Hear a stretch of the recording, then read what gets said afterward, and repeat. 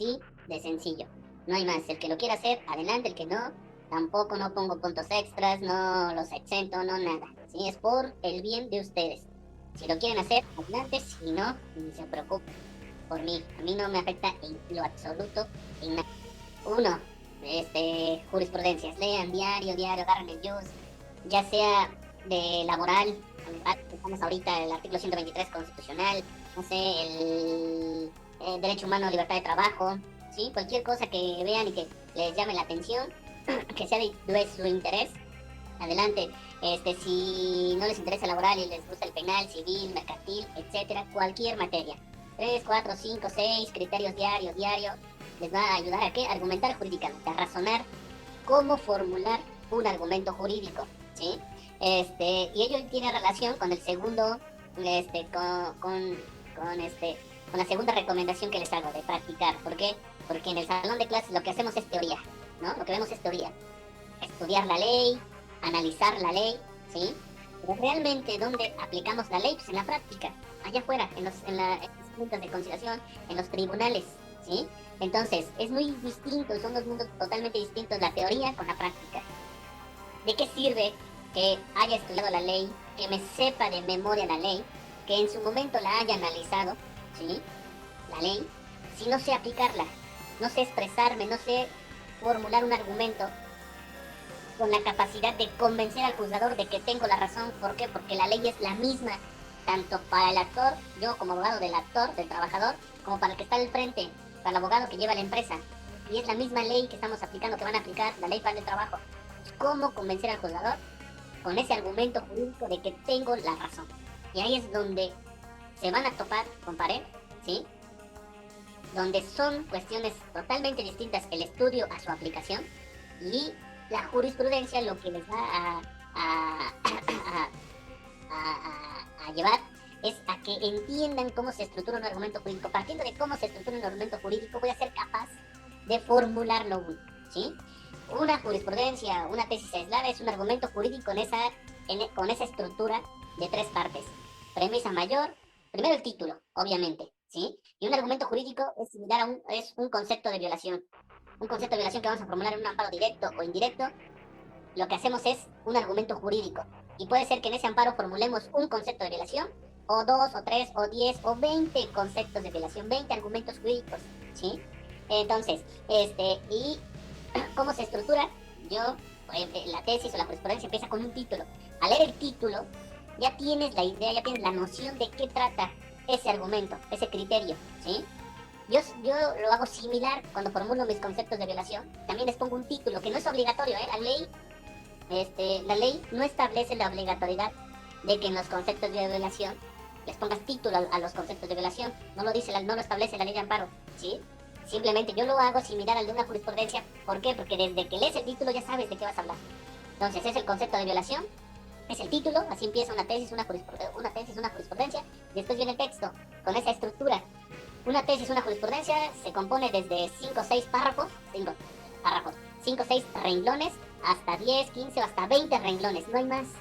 Y ese es un argumento jurídico con sus tres estructuras: premisa mayor, premisa menor, que es el desarrollo, y la conclusión, ¿sí? Y la conclusión, entonces, más adelante, no sé si el viernes o la siguiente semana, ya les voy a pedir por ahí una tesis, una jurisprudencia, y cuando la leamos, ahí van a ustedes diferenciar y van a notar cuál es la premisa mayor, cuál es la premisa menor y cuál es la conclusión, ¿sí? Y ello nos va a llevar a agarrar esa técnica, esa práctica de argumentar jurídicamente, ¿sale? Porque eso no se los va a enseñar el maestro, decir, pues así, aquí, aquí. Bueno, algunos, sí, sí, con esos ejemplos, con leer jurisprudencia, con darles ejemplos o casos prácticos para que ustedes en su momento puedan analizar, ¿sí? Dónde está la violación y puedan aplicar la ley. Obviamente esa aplicación de la ley tiene que ser al beneficio de sus intereses o a sus intereses, no hay más, ¿sí? Habrá ocasiones en que la ley me beneficie y tendré que aplicarla en su literalidad, y habrá ocasiones en que la ley me perjudica y tendré que omitirla, ¿sí? Tendré que omitir la aplicación de esos artículos. ¿Por qué? Porque no me beneficia, porque me perjudican, no me benefician, ¿sí? Ya si mi contraparte lo hace valer, pues bueno, ya será por la inteligencia de mi contraparte, por el conocimiento de mi contraparte. O en su caso, si el juzgador hace valer esos artículos que me perjudican, bueno, también ya será el conocimiento que el juzgador tenga sobre el tema. Pero si ni mi contraparte ni el juzgador tienen conocimiento de esos artículos que me perjudican, ya estoy del otro lado, ¿sí? Entonces, y ese argumento que en una tesis es algo simple de 20 párrafos o de 15 renglones, vuelvo con el párrafo, 15 renglones, ahora ya en un concepto de violación, que formulemos un argumento jurídico, ya no va a ser de 5 renglones o de 10 o de 15 renglones como una jurisprudencia, ya va a ser mínimo de una cuartilla, de 3 cuartillas, de 5 cuartillas o hasta de 10 cuartillas un argumento jurídico sin perder de vista esas 3 estructuras. La premisa mayor, la premisa menor y la conclusión. ¿Y por qué se va a extender mi concepto de violación de argumento jurídico a 2, 3, 5 cuartillas? Porque ahí ya en el desarrollo tendré que aplicar artículos que se me están vulnerando, ¿sí? Algún tratado internacional, jurisprudencias, doctrina, y de ahí que ese argumento se extienda a 3, 4, 5 o hasta 10 cuartillas, ¿sí? Entonces, eso es ya que diario ustedes no se van a llevar ni 5, 10 minutos, cualquier tema, de cualquier materia, no obligo que todos los días lean laboral, como que hueva, ¿sí? Pero de cualquier materia que sea de su interés, diario vayan leyendo tesis o jurisprudencias. Y la segunda, que se pongan a practicar, ¿sí? Ya sea con algún familiar, en algún despacho, en alguna dependencia de gobierno, si eso es lo que les interesa, en algún juzgado, cualquier juzgado, la materia que a ustedes les agrade, civil, familiar, agrario, civil, laboral, es el momento. No esperen hasta llegar hasta séptimo cuando la universidad los obliga, ¿sí? Los obliga a el servicio social y a prácticas profesionales. Algunos que son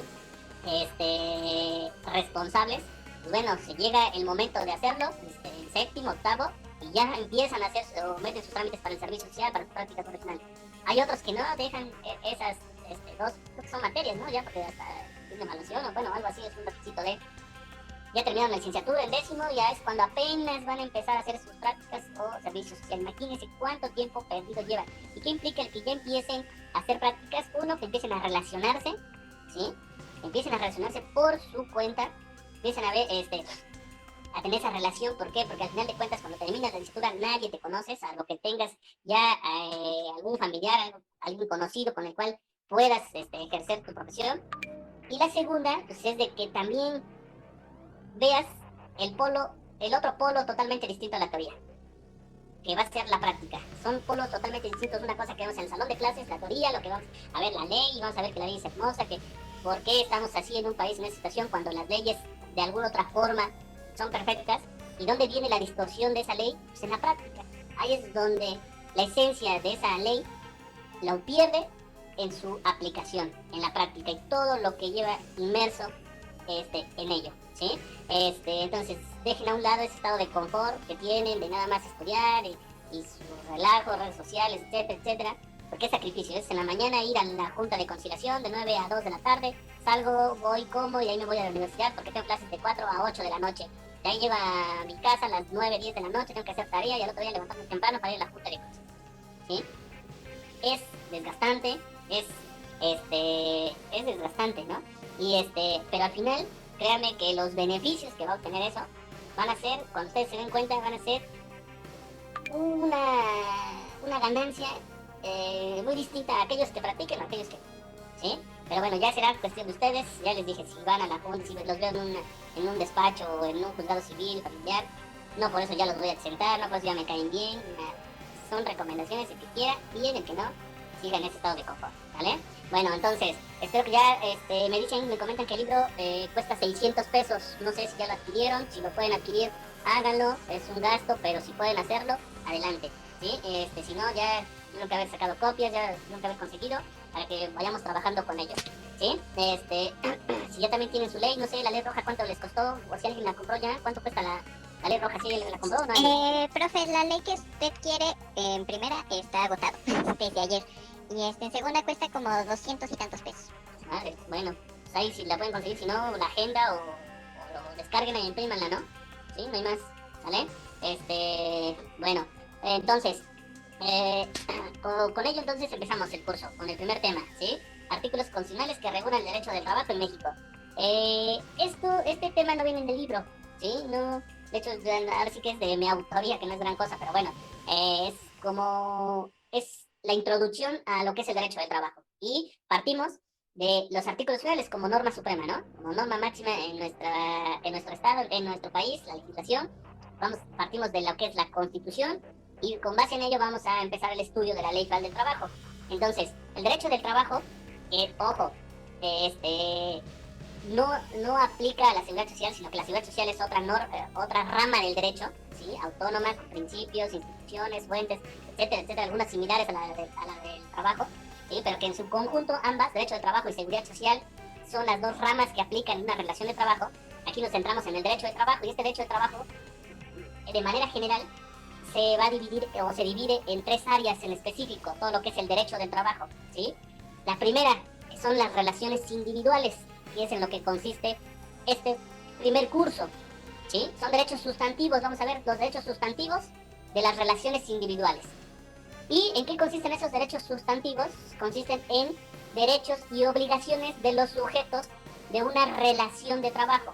¿Y quiénes son esos sujetos en una relación individual de trabajo? Estrictamente hablando, y eso lo vamos a ver más adelante, se supone que en la reforma del año pasado se elimina el outsourcing, o se eliminó el outsourcing, esa fue la idea que vendió el gobierno de la República, eliminar la subcontratación del outsourcing. No es cierto, jamás, es decir, tenga 3 trabajadores, 10 trabajadores, 20 trabajadores, 50 trabajadores.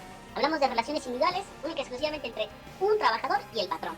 Y así, si tiene 5, con cada uno de ellos, pero la relación es individual, aunque tenga más de un trabajador, ¿sí? En el entendido de que trabajador, y eso lo vamos a ver también más adelante, pero bueno, para rápido, ¿qué es trabajador? Forzosamente tiene que ser una persona física, ¿sí? ¿Qué dice el artículo 8? El trabajador es la persona física que presta a otra física o moral un trabajo personal subordinado. Más adelante vamos a ver a detalle ese artículo 8, ¿sí? Entonces, trabajador es la persona física que presta a otra física o moral, le viene el otro sujeto, ¿sí? Un trabajo personal subordinado. Entonces, forzosamente trabajadores, pues, es una persona física. Y no vamos a hablar de una persona moral en la figura del trabajador. ¿Y qué es patrón? Que es el otro sujeto. El artículo 10. Patrón es la persona física o moral que utiliza los servicios de uno o varios trabajadores. Dice, patrón es la persona física o moral que utiliza los servicios de uno o más trabajadores, ¿vale? Entonces, patrón sí puede ser persona física o persona moral a través de una sociedad civil, mercantil, una cooperativa, una fundación, etcétera, etcétera. Las distintas formas en las que puede representarse una persona moral o jurídica, ¿no? Que es el mismo término, persona moral o jurídica, ¿sí? Entonces, y ahí vamos a ver derechos y obligaciones que van a derivar. Derechos y obligaciones para los trabajadores como derechos y obligaciones para los patrones. Y esas son las relaciones individuales, independientemente de que el trabajador tenga más de un trabajador. Las relaciones individuales, ¿sí? Bueno, esa es la primera parte del derecho del trabajo. La segunda parte, y que va a consistir en el siguiente curso que van a tomar, que son las relaciones colectivas, ¿sí? Del artículo 354 y siguientes de la Ley Federal del Trabajo hasta el 480 de la Ley Federal del Trabajo. Es el capítulo de las relaciones colectivas. Y ahí ya no vamos a hablar de un trabajador y el patrón, sino ya vamos a hablar de un sujeto, de otro sujeto, que es el sindicato de trabajadores. El sindicato de trabajadores, que es una asociación, un conglomerado de trabajadores, un conjunto de trabajadores, ¿sí? Formado a través de una figura que es el sindicato, con el patrón.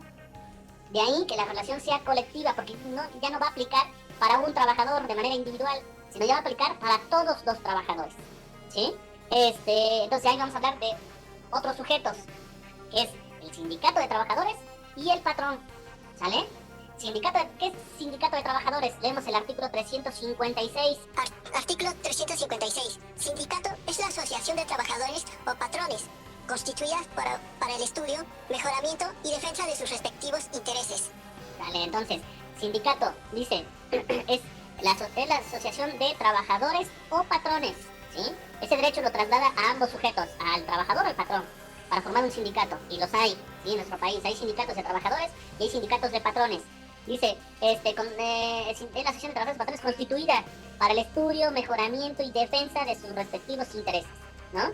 Entonces, ¿para qué se organizan los trabajadores y forman un sindicato en la empresa? Para defender sus intereses, que los intereses de un sector, la clase trabajadora, son totalmente distintos a la del patrón. Entonces ahí es donde los intereses son totalmente distintos y se unen para esa lucha que va a haber interna dentro del centro de trabajo, ¿vale? Entonces, sindicato de trabajadores con el patrón, y vamos a ver los derechos y obligaciones que va a haber para el sindicato de trabajadores y los derechos y obligaciones que va a haber para el patrón, ¿sí? Todo ello son derechos sustantivos, es la parte sustantiva, ¿sale? Y por último, bueno, antes también, para que se dé la idea, ¿por qué hablamos de relaciones colectivas? Porque hablamos de varios trabajadores. Y en una empresa, pues no cualquier empresa puede formar un sindicato. La ley establece requisitos para formar un sindicato de trabajadores. Y uno de ellos es el número. El número para constituir un sindicato dentro de una empresa, dentro de un centro de trabajo. ¿Y qué dice el artículo 364? Deberán constituirse con 20 trabajadores en servicio activo o con 3 patrones por lo menos. Vale, ahí está, hasta ahí nada más. Entonces, forzosamente se requiere un cierto número. De ahí que entonces la relación sea colectiva. ¿Sí? Ya hablamos, y no nada más hablamos de un solo trabajador, sino de todos los trabajadores que forman parte de ese sindicato. Y que va a regir un instrumento que es aplicable para todos los trabajadores que estén en esa empresa. Que va a ser un contrato colectivo de trabajo. ¿Sí? De ahí su denominación, contrato colectivo de trabajo que aplica en las relaciones colectivas. Y en materia individual, un contrato individual de trabajo. Artículos 24, 25 y 26 de la Ley Federal del Trabajo en materia individual y artículo 386 en materia colectiva, que habla del contrato colectivo de trabajo, ¿sí? El contrato individual únicamente aplica para ese trabajador, el contrato colectivo de trabajo aplica para todos los trabajadores que son parte del sindicato, ¿sí? Entonces, toda esa parte, tanto la relación individual como la relación colectiva, integran lo que es la parte sustantiva, derechos y obligaciones de los sujetos de la relación de trabajo. Y por último, la tercera parte del derecho del trabajo, en esa clasificación, sería el derecho procesal, ¿sí? Derecho procesal del trabajo, que en su ley también está viene regulado a partir del artículo 684, ¿sí? A partir de ese artículo hasta que termina su ley, es la parte adjetiva o procesal, ¿sí? La primera parte es la sustantiva, del artículo 1 al 683, es la parte sustantiva y que está dividida en dos, lo individual y lo colectivo. Y después, la segunda parte es la parte adjetiva o procesal, ¿sí? Del artículo 684, letra A, hasta donde termina la ley, que es el 1010 de la Ley Federal del Trabajo. Es la parte procesal que regula todas las normas del procedimiento, ¿sí? Bueno, con esa clasificación del derecho del trabajo, el que no entra en la seguridad social, porque es una rama autónoma del derecho social, a la vez del derecho del trabajo, vamos a ver rápido qué artículos regulan el derecho del trabajo en nuestro país. Hay diversos autores que manejan más de 5 artículos constitucionales. Desde mi punto de vista, son esos tres. Primero, artículo 5 constitucional, si lo tienen ahí a la mano, por favor. Si ven, ese 5 constitucional se encuentra comprendido por 8 párrafos, ¿sí? ¿Ya vieron? 1, 2, 3, 4, 5, 6, 7, 8 párrafos, ¿sí? Bueno, de todos esos 8 párrafos, el que me interesa por ahora es nada más el primer párrafo, ¿sí? Ese primer párrafo contiene el derecho humano. Con la reforma del 2011 cambió la terminología de garantía individual a derecho humano, ¿no? Hablamos ya de derechos. ¿Y qué derecho humano regula ese primer párrafo del 5 constitucional? Es el derecho humano a la libertad de trabajo, ¿vale? La entrada, entonces. ¿En qué consiste esa libertad de trabajar? Artículo 5 constitucional, primer párrafo. A ninguna persona podrá impedirse que se dedique a la profesión, industria, comercio o trabajo que la acomode, siendo lícitos. El ejercicio de esta libertad solo podrá vedarse por determinación judicial cuando se ataquen los derechos de terceros o por resolución gubernativa, dictada en los términos que marque la ley. Cuando se ofendan los derechos de la sociedad, nadie puede ser privado del producto de su trabajo sino por resolución judicial. Sale, hasta ahí. Entonces dice, a ninguna persona podrá impedirse que se dedique a la profesión, industria, comercio o trabajo, ¿sí? Que le acomode con la única condición de que sea lícito, ¿no? Hasta ahí entonces no hay ningún problema. A nadie se le puede prohibir siempre y cuando sea lícito. Dice, obviamente, pues, después vienen ciertas regulaciones para el ejercicio de una profesión, para el ejercicio de un comercio, ¿no? Una profesión, por ejemplo, viene también más adelante estipulado, creo, en ese párrafo. Pero, por ejemplo, para ejercer la abogacía, ¿qué necesitas? En algunas materias, antes en laboral no se necesitaba acreditar, tener la calidad de licenciado en Derecho, ¿sí? Antes no, esta reforma vino hasta el 2012. Hasta el 2012 ya para litigar laboral, ya forzosamente la ley ya requería que aquel apoderado legal ya cumpliera con ese requisito de acreditar ser licenciado en Derecho a través de su cédula profesional. Y casi todas las materias obligan a ello, ¿no? Para ejercer la profesión de abogado litigante, es de acreditar. ¿Con qué? Con tu cédula profesional. Y así cualquier otra profesión para el ejercicio de la misma. Un comercio, ya leyes administrativas, reglamentos, van a requerir que para el funcionamiento de un comercio tengas que tener tu licencia de funcionamiento, tengas que haber pagado la cuota, etcétera, dependiendo del municipio. Sí, ya ven tanta normatividad, pero que a la postre deben ser simples, deben ser sencillos, pero sí ciertos lineamientos para no salirse en ese descontrol ¿sí? Para tener cierto orden en la misma. Y la única condición es que sean lícitos. Bueno, dice, sigue el párrafo, el ejercicio de esta libertad, perdón, solo podrá vedarse. Pregunta, ¿qué es vedarse? Prohibirse, prohibir, más que nada, ¿no? Dice, el ejercicio de esta libertad solo podrá vedarse, prohibirse, por determinación judicial, ¿sí? Por determinación judicial. Y habla de dos situaciones. Una, cuando se ataquen los derechos de tercero, o cuando se ataquen derechos de tercero, o la segunda, cuando se ofendan los derechos de la sociedad. Esa es la segunda situación en la cual podrá prohibirse el ejercicio de esa libertad, ¿sí? Dice, cuando se ataquen los derechos de tercero, o por resolución gubernativa, dictada en los términos que marque la ley.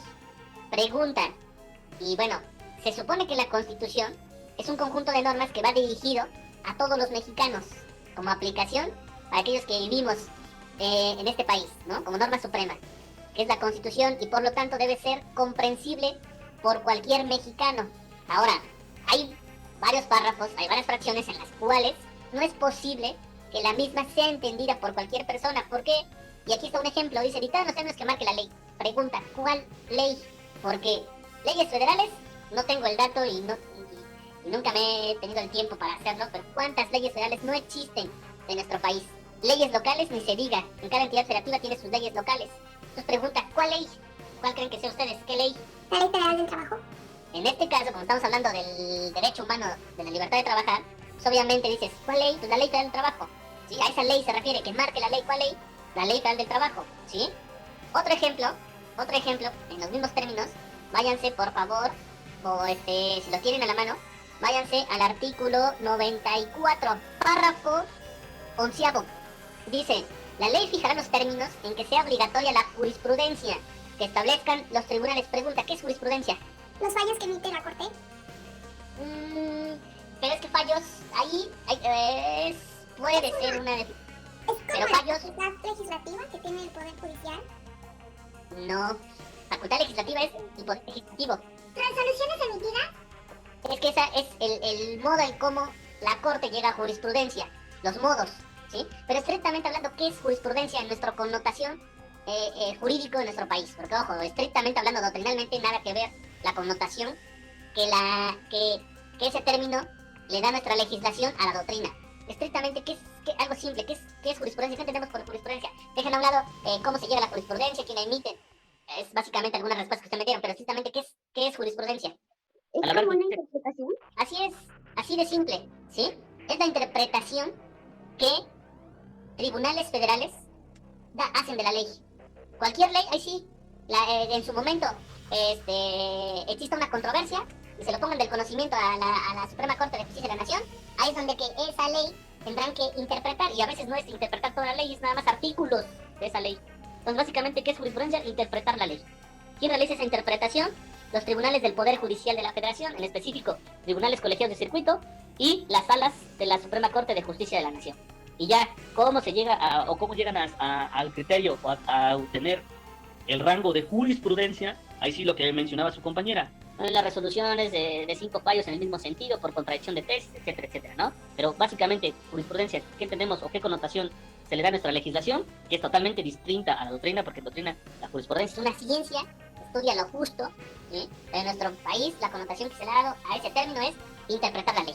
Las lagunas que en su momento se pueda presentar en una ley o en unos artículos de una ley en específico, ahí es cuando viene esa interpretación, ¿sí? Era como, bueno, creo que ustedes están muy jóvenes ustedes, ¿no?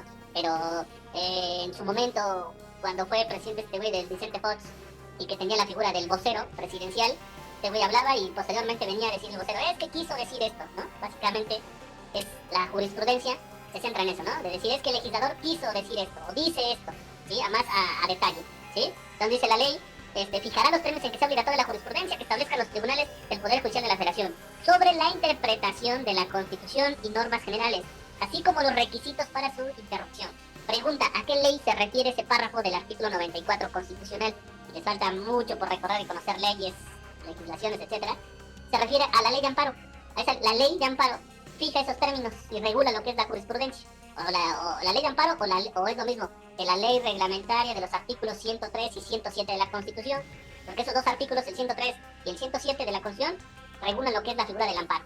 Y a su vez, una ley reglamentaria para regular esos dos artículos constitucionales, ¿sí? Así como vamos a ver nosotros el artículo 123 constitucional, apartado A, su ley reglamentaria del apartado A, nada más, de ese 123 constitucional, es la ley que tienen en sus manos, la Ley Federal del Trabajo. La ley de amparo regula esos dos artículos constitucionales que en su conjunto contemplan lo que es el amparo, ¿sí? Bueno, y así varias cuestiones, ¿no? Bueno, continuamos entonces, dice, la ley cuando se ofendan derechos, entonces, ¿cuándo podrá prohibirse el ejercicio de esa resolución? Dice la Constitución, en dos situaciones, cuando se ofendan los derechos de terceros o se ofendan los de la sociedad. Y por último dice, nadie puede ser privado del producto de su trabajo sino por resolución judicial. Si quieren esa última partecita, relaciónenla con el artículo 110 de la Ley Federal del Trabajo. Ahí sí ya nos vamos a la Ley Federal del Trabajo. Artículo 110. Artículo 110. Los descuentos de los salarios de los trabajadores están prohibidos salvo en los casos y con los requisitos siguientes. Sí. ¿No? A ver, fracción primera. El 110 dice que como tal a un trabajador no se le puede descontar, no se le puede retener su salario. ¿Sí? Como tal, no se le... Sí se le puede hacer un descuento a su salario. ¿Sí? ¿Y en qué casos? En estas 7 fracciones que prevé el artículo, no hay más. ¿Sí? Pero la más significativa, para que entiendan más cuál es y a lo que se refiere esa última partecita del párrafo quinto constitucional. Leemos la fracción quinta. Pago de pensiones alimenticias en favor de acreedores alimentarios decretado por la autoridad competente. En caso de que el trabajador deje de prestar sus servicios en el centro de trabajo, el patrón deberá informar a la autoridad jurisdiccional competente y los acreedores alimentarios tal circunstancia dentro de los 5 días hábiles siguientes a la fecha de la terminación de la relación laboral. Sala esta entonces, ¿sí? ¿En qué casos? Dice, pago de pensión alimenticia en favor de acreedores alimentarios decretado por la autoridad competente. En ese caso, si ante esa situación, la autoridad competente, un juzgado familiar o en algunos distritos un juzgado civil, por una resolución judicial, ordenará al patrón que se le retenga parte del salario del trabajador. No todo, una parte y un porcentaje que en su momento el juez familiar determinará, ¿vale? Y a eso se refiere esa última partecita. Bueno, ahí en ese párrafo primero entonces encontramos lo que es el derecho humano a la libertad de trabajo. Ese primer párrafo del quinto constitucional es idéntico, palabras más, palabras menos, con la salvedad de que la ley ya pone ejemplos, es idéntico al artículo 4 de la Ley Federal del Trabajo, ¿sí? Con la salvedad de que la ley pone ejemplos de cuándo se atacan derechos a terceros o cuándo se atacan derechos de la sociedad, pero es similar, es idéntico a ese primer párrafo. Vamos a ver qué dice el artículo cuarto de la Ley Federal del Trabajo. Artículo 4. No se podrá impedir el trabajo a ninguna persona ni que se dedique a la profesión, industria o comercio que le acomode, siendo lícitos. El ejercicio de estos derechos solo podrá vedarse por resolución de la autoridad competente cuando se ataquen los derechos de terceros o se ofendan los de la sociedad. Sale, hasta ahí, gracias, Alejandro. Entonces, si ven, palabras más, palabras menos, o en orden distinto, pero es lo mismo, ¿sí? No se podrá impedir el trabajo, ahí habla primero del trabajo, a ninguna persona, ni que se dedique a la profesión, industria, comercio, que la acomode siendo lícito.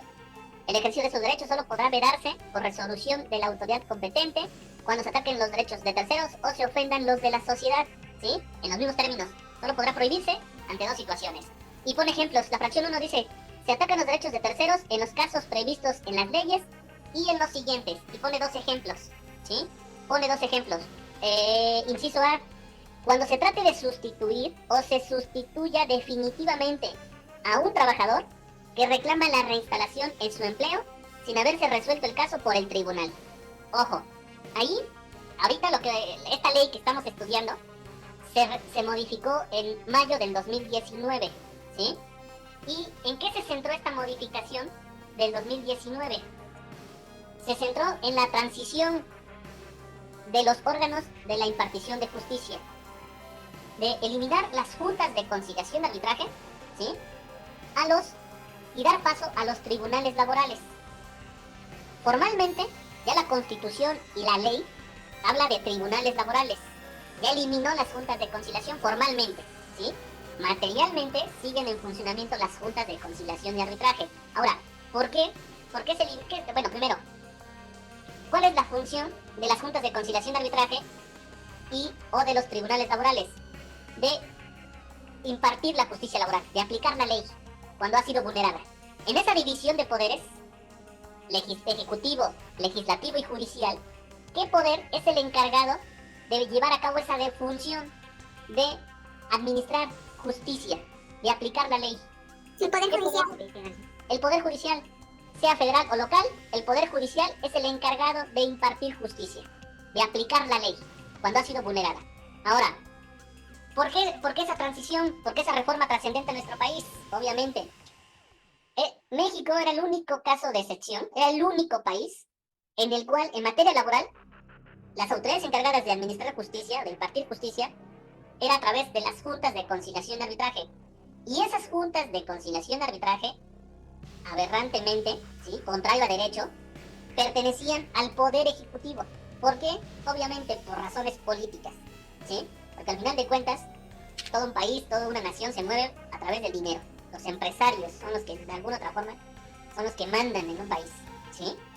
En nuestro país, los encargados de administrar la justicia, que eran las juntas de conciliación y arbitraje, erróneamente pertenecían al Poder Ejecutivo, dependían del presidente de la República a nivel federal o de los gobernadores del estado en el ámbito local, ¿sí? Lo cual es una aberración, o era una aberración, sí o no. Vino esta reforma hasta el 2019, cuando eliminan las juntas de conciliación y dan paso a los tribunales laborales. Y esos tribunales laborales, y conforme a derecho, ya pertenecen al Poder Judicial. Ya pertenecen al Poder Judicial. Y ya estamos en ese orden, en esa división de poderes, conforme lo marca la teoría, la doctrina y nuestra legislación, ¿sí? Pero México es el único país en el cual las juntas pertenecían al Ejecutivo, lo cual era una aberración enorme. Viene la reforma en 2019 y se eliminan y se hace esa transición.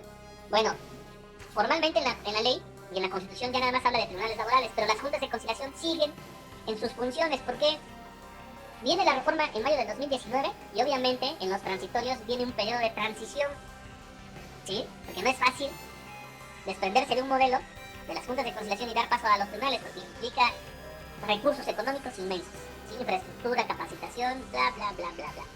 Da tiempos para esa transición. En nuestro estado esa transición ya se aplicó en el año pasado. Para ser precisos, los tribunales laborales empezaron a funcionar el 3 de noviembre del 2021 en nuestro estado, ¿sí? Cualquier conflicto que llegase a presentar en cualquier empresa o en materia de seguridad social, ya los órganos encargados de resolver, de sustanciar esos problemas, ya son los tribunales laborales. Ya es ante un tribunal laboral.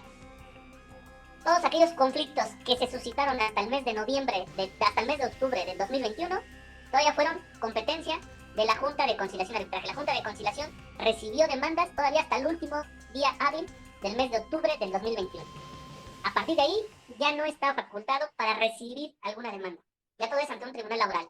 Entonces, las juntas de conciliación siguen en sus funciones, porque ya ahorita lo que tienen que hacer es, la última demanda que recibieron, tienen que terminar todos esos juicios que estén sustanciándose en las juntas de conciliación y arbitraje. ¿En qué tiempo?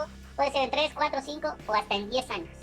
Por lo tanto, las juntas de conciliación van a seguir hasta que no terminen todos los juicios que se iniciaron ante ellas, ¿sí? Entonces estamos en esa dualidad. Formalmente ya no existen las juntas de conciliación. En la Constitución y en la ley ya no están las juntas de conciliación y arbitraje. ¿Por qué? Porque aplica la anterior ley antes de la reforma del 2019. Es decir, ustedes vean, descarguen ahí, es así, descárguenla o nada más veanla, visualícenla. Púchenle ahí Ley Federal del Trabajo 2012 y ahorita vamos a leer el artículo 48. Pero van a ver que el artículo 48 ahorita ya habla de tribunales laborales. Pero anteriormente, la ley anterior hablaba de juntas de conciliación y arbitraje, ¿sí? Entonces, ya aplica esa ley del 2012 para esos juicios en la junta de conciliación y arbitraje. Ya para los tribunales laborales, ya aplica esta ley que estamos estudiando, ¿sí? Entonces, formalmente, ya no existen las juntas de conciliación y arbitraje. Materialmente, siguen en funciones las juntas de conciliación y arbitraje, ¿sí? Y básicamente en eso consistió la reforma. En la transición, eliminación de las juntas que dependían del Poder Ejecutivo, a dar paso a los tribunales laborales que pertenecen al Poder Judicial, federal o local, ¿sí? Bueno, dice el primer ejemplo, cuando se atacan derechos de tercero, dice inciso A, cuando se trate de sustituir o se sustituya definitivamente a un trabajador que reclame la reinstalación en su empleo sin haberse resuelto el caso. Ahí subrayen el término caso, es algo todavía ya debemos eliminar de nuestro vocabulario, ¿sí? Porque habla de caso. ¿Qué es caso? A ver, dígame. Es un juicio, ¿sí? El término correcto es juicio, pero todavía algunos, es que el caso va así, es que el caso va... Pero bueno, hasta la ley utiliza ese término, entonces ¿cuándo lo vamos a eliminar? Está muy arraigado ese término de caso, cual es erróneo. Dice, bueno, ¿en qué consiste? Ahí hablamos de una acción, ahí pónganle ahí en su ley, acción Pero acción en términos jurídicos, ¿no? ¿Qué es acción? ¿Alguien tiene la noción de qué es acción? Jurídicamente hablando. Acción, jurídicamente hablando, dice, es el derecho adjetivo, es el derecho procesal de las personas para hacer valer en juicio algo que ha sido vulnerado. Eso es acción. Voy a ejercer una acción porque se me vulneró un derecho. Es el derecho de hacerlo valer en juicio algo que ha sido vulnerado, ¿sí? ¿Qué se me vulneró? El que el patrón no me haya pagado mi aguinaldo. Entonces, ¿qué tengo que hacer? Tengo que ejercer una acción, ¿sí? Es el derecho de hacer valer en un juicio. Es la acción. ¿Y cuál es mi pretensión? Que me paguen el aguinaldo. Y acción y pretensión, que es algo subjetivo, ¿en qué lo plasmo? A través de una demanda. Entonces tendré que ejercer esa acción, esa violación de derechos, tendré que plasmarla en una demanda. ¿Para qué? Para presentarla ante una autoridad y se dirima esa controversia porque me fue vulnerado un derecho. ¿Qué derecho? El que el patrón no me haya pagado el aguinaldo en términos del artículo 87 de la Ley Federal del Trabajo, ¿sí? Entonces es el derecho de hacer valer en juicio algo que ha sido vulnerado, para que en su momento una autoridad, ¿sí?, con jurisdicción o competencia, obligue al otro sujeto a respetar ese derecho que vulneró, ¿sí? Entonces, ahí póngale acción. ¿Y qué acción estamos hablando? ¿De qué acción habla ese inciso A de la acción? El despido injustificado. Un despido injustificado. Aquel trabajador que fue despedido injustificadamente tendrá derecho, en términos del artículo, ahí póngale artículo 48, a ejercer una acción. ¿Qué acción va a ejercer? La del despido injustificado. Fue despedido injustificadamente. Si ustedes van a la junta, a la junta local, las 6 juntas que están ahí en finanzas, que integran la junta local, son 8 las que integran la junta local en su conjunto. 6 en la ciudad de Puebla, en la capital, y 2 foráneas, una en Tehuacán, la 7, y la 8 en Teciutlán, ¿sí? 8 juntas especiales que integran al local. Las 8 juntas, todos los juicios que se encuentran sustanciados ahí, todos son por despidos injustificados. Todos en la junta local, todos son por despidos injustificados. En la junta federal, que nada más hay una, y ahí es la problemática de que le echan la culpa a que esta reforma hacía que los juicios laborales se lleven en 3, 4, 5 años. Una junta federal en todo el estado de Puebla que tenga que resolver 4,000 juicios cada año para un personal de 7, 8 personas. Díganme si crean, si es humano y va a ser abastecedor que ese personal cumpla con los lineamientos, con los términos que marca la Ley para el Trabajo. Pues de ahí que los juicios se alarguen 3, 4, 5, 6, 7 años. Que lo que falta es infraestructura, ¿sí? Bueno, la Junta Federal, de todos los juicios que tiene anualmente, un 60% son por despidos injustificados, un 30% de seguridad social. ¿Por qué? Porque, de acuerdo a lo que establece la ley, los conflictos de seguridad social es competencia exclusiva de una Junta Federal, ¿sí? Y el otro 10% de derechos de preferencia o derechos escalafonarios. Así es como se dividen los juicios en la federal. Pero en la local, todos los juicios que se encuentran sustanciados ahí son por despidos injustificados. Entonces, ahí el trabajador que fue objeto de un despido injustificado puede hacer valer una acción, ¿sí? ¿Ante quién? Dice, ante el tribunal, ¿sí? Sin haberse resuelto el caso por el tribunal. Y aquel trabajador que fue objeto de un despido injustificado puede, ojo, más no está obligado, Nadie se le obliga a nada. Todo es a instancia de parte. Puede ejercer una acción, ¿sí? ¿Qué acción? La del despido injustificado. De hacer valer en juicio algo que ha sido vulnerado. ¿Qué se te vulneró? Tu estabilidad en el empleo. Fuiste despedido injustificadamente. Luego, ¿cuál va a ser la pretensión? Y ahí quiero que rayen su ley en el término que dice que reclame la reinstalación. La reinstalación es una de las pretensiones que da derecho al ejercicio de una acción. ¿Sí me están entendiendo? La acción ya está. Fui despedido injustificadamente. Ahora, sí me interesa, yo, trabajador, ejercer esa acción. Voy, busco un buen abogado para que me asesore. Me da confianza el abogado y digo, órale, sí, voy a demandar al patrón porque estuve 20 años en la empresa y nada más porque llegó de malas, me despidió injustificadamente. Y no me está dando nada de liquidación. Me dijo que nada más y lo mucho eran 5,000 pesos por 20 años de servicio. ¿Sí? Estoy decidido a ejercer esa acción. Sí quiero ejercer esa acción. Ahora, ¿cuál va a ser la pretensión? Ahí, ese párrafo que estamos leyendo, ese inciso A, establece una pretensión. ¿Cuál va a ser la pretensión? Una que establece ahí la reinstalación. ¿Cuál va a ser otra? Ahí ponga el artículo 48. Leemos el 48 de la Ley para el Trabajo. Artículo 48. El trabajador podrá solicitar ante la autoridad conciliadora o ante el tribunal si no existe arreglo conciliatorio que se reinstale en el trabajo que desempeñaba o que se le indemnice con el importe de los 3 meses de salario, a razón del que corresponda a la fecha en que se realice el pago, observando previamente las disposiciones relativas al procedimiento de conciliación previsto en el artículo 684A y sus subsiguientes. Dale, dice el 48. El trabajador podrá solicitar ante la autoridad conciliadora o ante el tribunal, si no existe arreglo conciliatorio, a que se le reinstale en el trabajo que desempeñaba o que se le indemnice con el importe de 3 meses salario. Entonces, ¿cuáles son las dos pretensiones que la ley otorga al trabajador al momento de ejercer su acción por despido injustificado? ¿Cuáles son las dos pretensiones? Que se le indemnice con el importe de 3 meses salario o que se le reinstale. Una u otra, ¿sí? Reinstálame mi empleo o que se termine la relación de trabajo, indemnízame con el importe de 3 meses salario, ¿sí? Esa va a ser la pretensión, ¿sale?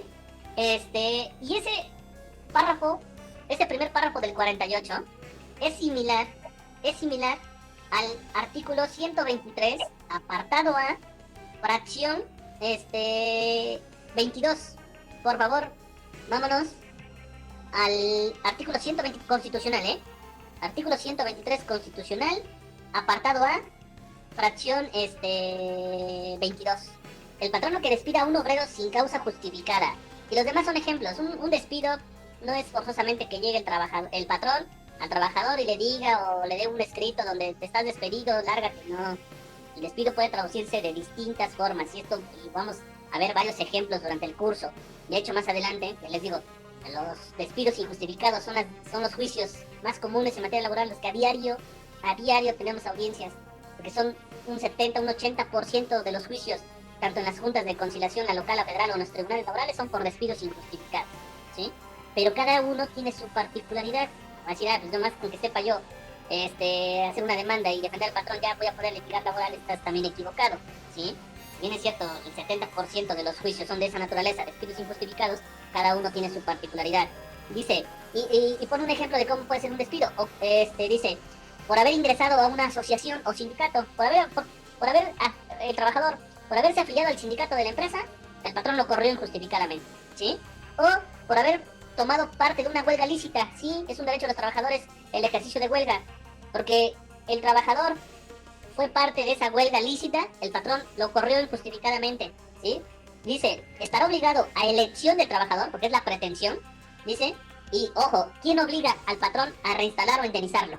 El tribunal laboral. ¿Y cómo lo vas a obligar? Pues obviamente todo se inicia, la actividad jurisdiccional se inicia con el ejercicio de la acción a través de una demanda. ¿Por qué? Porque entre ellos no hubo arreglo. Ya no hubo más que el trabajador ejercer la acción ante un tribunal laboral y ya el tribunal, en su momento, si no hubo arreglo durante el juicio, ya en su momento, en sus últimas instancias, si el actor acredita su acción, ¿sí? O probó su acción, el Estado a través de los tribunales laborales, obligarán al patrón a reinstalarlo o a indemnizarlo, ¿sí? Dice la Constitución, estará obligado a elección del trabajador a cumplir el contrato o a indemnizarlo con el importe de 3 meses salario. Pregunta, bueno, hasta ahí el 48 que leímos con esta fracción es lo mismo. Nada más esto que leímos, Nada más, ¿cuál es la única diferencia sustancial que encuentran entre ambos textos? ¿Que no nos mencionan lo de la asociación o sindicato? ¿El haber ingresado? No, es que ya les dije hace rato, son ejemplos de cómo puede ser un despido injustificado. Ambos textos regulan lo que es el despido injustificado, ¿sí? ¿Cuál es la única diferencia en cuanto a las terminologías? Ya se lo estoy diciendo, que encuentran en ambos textos. Que ambos textos regulan la misma figura que es el despido injustificado. En cuanto a la terminología, ¿cuál es la única diferencia que existe? El artículo 48 utiliza el término, dice, que se le reinstale en el trabajo que desempeñaba, utiliza el término reinstalación, que se le reinstale al trabajador, o que se le indice con el importe de 3 meses salario. La Constitución no utiliza el término reinstalación. ¿Qué término utiliza? Cumplir el contrato. Cumplir el contrato. Esa es la única diferencia en cuanto al uso de terminologías. La Constitución utiliza el término cumplir el contrato. La ley utiliza el término reinstalación, que es lo mismo. Cumplir el contrato o reinstalarme es lo mismo, significa lo mismo, ¿sí? ¿Por qué la Constitución utiliza el término cumplir el contrato?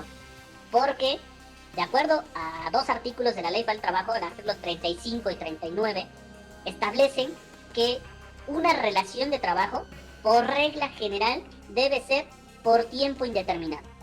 Salvo que el trabajador no esté a gusto, pues en cualquier momento puede renunciar. No se le puede obligar a estar ahí de por vida, ¿sí? Pero si es un buen trabajo y es de su agrado el trabajador, por regla general una relación debe ser por tiempo indeterminado. Esa es la regla general. A esa regla general va a haber casos de excepción en los cuales la relación puede ser por tiempo determinado, para obra determinada, por temporada, ¿sí? Pero son casos de excepción. A mí me contrataron, llevo 13 años en la universidad, el día de mañana me rescinden por cualquier causa o me corren de la institución un despido injustificado, voy y demando, ejerzo la acción por despido injustificado y mi pretensión cuál va a ser, reinstálame, cumple con el contrato. ¿Por qué? Porque por regla general la relación es por tiempo indeterminado. Reinstálame. No estoy trabajando porque tú ahorita me despediste injustificadamente, pero quiero que me reinstales, a que cumplas el contrato. ¿Por qué? Porque por regla general una relación de trabajo es por tiempo indeterminado. Salvo casos de excepción que los vamos a ver más adelante. Cuando, por ejemplo, te piden que firmes ahora sí cuando ingresas a un trabajo te piden que por lo menos estés 3 meses en la empresa, en estos casos aplica. La ley ya sí regula usted, si tiene curiosidad, rápido, porque es algo también que vamos a ver más adelante y es algo abundante. Lea el artículo 39, letra A y B, que regula los contratos a prueba o a capacitación inicial. Sí. Ok. Y estos se regularon a partir del 2012. Entonces sí es válido los contratos a prueba o capacitación inicial, lo cual yo sí de entrada estoy de acuerdo con esas dos figuras. A prueba o capacitación inicial. ¿Por qué? Porque también hay que cuidar los intereses del patrón, porque no sabes a quién estás contratando, ¿sí? A qué trabajador estás contratando. Lo que no estoy de acuerdo es con una partecita de lo que establece la ley, que lo vamos a ver más adelante, pero si tiene curiosidad, lea esos dos artículos, ¿sí? De entrada. Y sí están regulados. Sí, y una más, hay una sanción en caso de amenaza al rescindir del contrato cuando ya no deseas continuar con él. Ajá, porque por ejemplo yo trabajaba anteriormente y yo pues me salí, ¿no? Por términos de la escuela, porque ya era en ese periodo. Y dije, no, pues yo ya me voy. Y dijo, no, es que el contrato era por 3 meses, por 3 meses, entonces estuvieron ahí como que... No hay ninguna sanción. Dije, no, pues a mí me vale y me fui, entonces por eso tenía esa duda. Sí, no, ahí, obviamente, y es algo que fue parte, o el origen del derecho del trabajo, ¿no? Y hablamos del porfiriato, ¿sí? Todos los esclavos que había en su momento y que eran catalogados como animales, como mulas, como cosas. Entonces, obviamente, si a mí me contratan por 3 meses, ético, moralmente, pues debo de cumplir. Pero si no estoy a gusto en el primer mes, en los 15 días, ¿qué puedo hacer? Es viable, ¿sí? Nadie se le puede obligar a cumplir el contrato que haya firmado por 3 meses, 6 meses, un año, ¿sí? En cualquier momento puede llegar el trabajador y ¿sabes qué? Aquí está mi renuncia y vamos. Entonces, no hay ninguna consecuencia, ni de tipo económica, ni de tipo, económica, ¿no? Sería más que nada eso, ¿sale? Ético, moralmente, pues a lo mejor debo, pero ahí vamos a ver, bueno, les voy a poner un ejemplo, y en nuestra carrera eso es, que a veces lo legal, ¿sí? Lo que estamos estudiando, las leyes, choca con la ética y lo moral. Y que nosotros ahí es donde debemos, como abogados, dejar a un lado la ética y lo moral para llevar a cabo lo legal, ¿sí? Ético, moralmente, si a mí me contrataron por 3 meses, pues me los debo de chutar, ¿no? Pero legalmente, pues nadie me obliga a nada. Puedo en cualquier momento renunciar. Entonces eso ahí me recuerdan para que les diga cómo a veces debemos dejar a un lado nosotros nuestra ética, nuestra moral, para llevar a cabo o para aplicar el derecho.